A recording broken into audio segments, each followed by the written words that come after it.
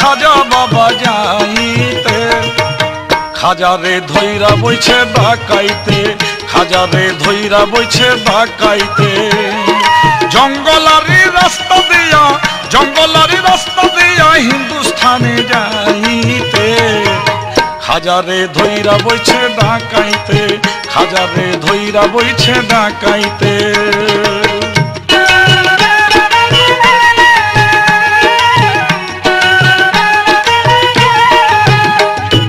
ডাকাইতের দল করতে ডাকাতি, ওই পথে যাইতে ছিল আনন্দে মাতি গো আনন্দে মাতি। ডাকাইতের দল করতে ডাকাতি, ওই পথে যাইতে ছিল আনন্দে মাতি গো তারাই আনন্দে মাতি। ছিল মরণাস্ত জীবন ঘাতি, মরণাস্ত জীবন ঘাতি তরবারি হাতে। খাজারে ধৈরা বইছে ডাকাইতে, খাজারে ধৈরা বইছে ডাকাইতে।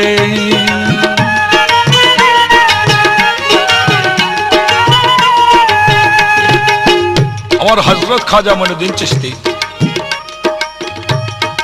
রাসূল করিম সাল্লাল্লাহু আলাইহি ওয়াসাল্লামের রওজা মুবারকের কাছে গিয়া রওজা মুবারক জিয়ারতের উদ্দেশ্যে রাসূল করিম সাল্লাল্লাহু আলাইহি ওয়াসাল্লামকে সালাম জানাইলেন, আসসালামু আলাইকুম ইয়া রাসূলুল্লাহ। খাজা মঈনুদ্দিন চিশতি রাহমাতুল্লাহ আলাইহির সালাম রাসূল শুনতে পায়া তিনি রওজা মুবারকের মধ্যে স্থির থাকতে পারলেন না। তিনি মুহাম্মদ মুস্তাফা সাল্লাল্লাহু আলাইহি ওয়াসাল্লাম খাজা মঈনুদ্দিন চিশতির সালামের জবাব দিলেন, ওয়া আলাইকুম সালাম ইয়া মাশাইখ, তুমি আসো আমার দরবারে। খাজা মঈনুদ্দিন চিশতির দরবারে চলে গেলেন। রাসূল করিম সাল্লাল্লাহু আলাইহি ওয়াসাল্লাম রওজা হতে খাজা মঈনুদ্দিন চিশতির সঙ্গে রূহানিতে সাক্ষাৎ করে বললেন, আমি তোমাকে হিন্দুস্তানের বেলায়েত দান করলাম, তুমি সেখানে ধর্ম প্রচার করবে। খাজা মঈনুদ্দিন চিশতি বললেন, আমি তো কোনদিন হিন্দুস্তানে যাই নাই, কখনো যাই নাই, আমি রাস্তাঘাট চিনি না, কিভাবে যাই? রাসূল করিম সাল্লাল্লাহু আলাইহি ওয়াসাল্লাম খাজা মঈনুদ্দিন চিশতিকে বললেন, তোমার ডাইন হাতের বৃদ্ধাঙ্গুলের মধ্যে যে চারি আছে, নখ আছে, সেই নখের দিকে দৃষ্টি করো। দৃষ্টি করলেন, দৃষ্টি করে তিনি সৌদি আরব, ইরাক, ইরান, আফগানিস্তান, পাকিস্তান, লাহোর, পাঞ্জাব, সিন্ধু প্রদেশ, দিল্লির শহর দিয়ে তিনি আজমিরের রাস্তা দেখলেন। তাই তিনি আদেশ পেয়ে ৪৫ জন সঙ্গীকে সঙ্গে নিয়ে তিনি আজমিরের দিকে আসতেছে, হিন্দুস্তানে যাইতেছে। এক মস্ত বড় জঙ্গলের ভিতর দিয়ে রওনা হয়েছেন হিন্দুস্তানে যাওয়ার জন্য। যেই রাস্তা দিয়া তারা ৪৫ জন যাইতেছে, তার বিপরীতমুখী রাস্তা থেকে ৩০০ জন ডাকাত তারা ডাকাতি করার উদ্দেশ্যে গমন করেছে। আর মুখের সামনেই শিকার মিলে গেছে, কাছাকাছি পেয়ে গেছে। কাফেলা বিদেশি ব্যবসায়ী বলে মনে হয়, তাদের পিছনে গাড়ি প্রত্যেক জনেরই আছে, কিন্তু আসলে তারা আল্লাহর দরবেশ। তাদের পিছনে কোনো ধন দৌলত ছিল না, ছিল দুই একটি জামা কাপড়, দুই একটি লোটাবাটি। ডাকাত দল মনে করলেন এর মধ্যে অনেক ধন আছে, মাল আছে, তাই লুণ্ঠন করব, হত্যা করব। চতুর্দিকে ঘেরা দিলেন ৪৫ জন ডাকাত, ৩০০ জন ডাকাত, তারা অস্ত্র হাতে নিলেন। আর সেই সঙ্গীরা মনে মনে ভয় পাইলেন।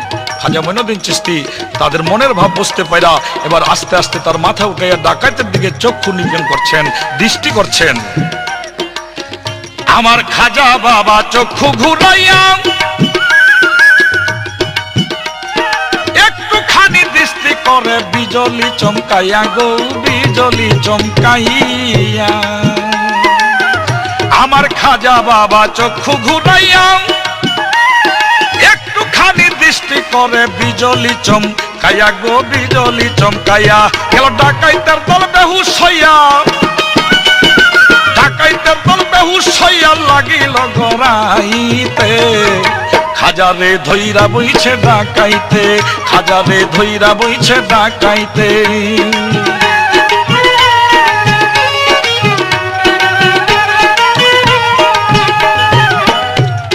খাজার চোখে ছিল যে অস্ত্র, সেই অস্ত্রের সামনে বিকল দুনিয়ার অস্ত্র গো, যত দুনিয়ার অস্ত্র।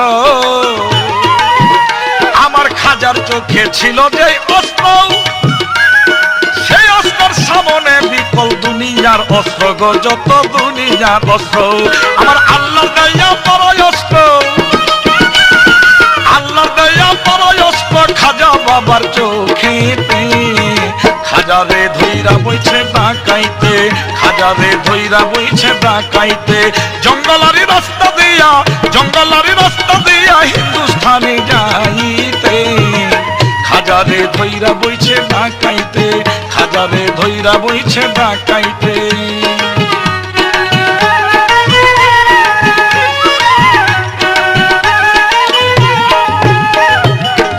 তারপর হুশ পাইয়া ডাকাইতারি দল মত চাহিয়া পড়ল গিয়া খাজার চরণ তল গো, খাজার চরণ তল। আগো হুশ পাইয়া ডাকাইতারি দল মত চাহিয়া পড়ল গিয়া খাজার চরণ তল গো, খাজার চরণ তল।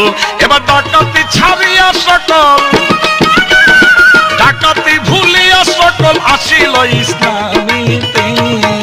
খাজারে ধইরা বইছে ডাকাইতে, খাজারে ধইরা বইছে ডাকাইতে।